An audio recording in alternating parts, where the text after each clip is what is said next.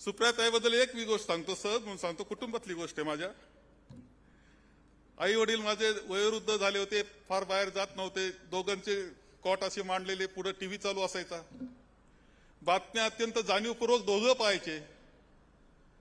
सुप्रियाताई ज्या ज्या वेळेस स्क्रीनवर आली, साहेबांना ही गोष्ट मी पूर्वीच सांगितली, ज्या ज्या वेळेस स्क्रीनवर आली, माझी आई त्या वडिलांक पाहून म्हणायची, ही सुप्रिया तर आपल्याच घरातल्या पोरींसारखी दिसती.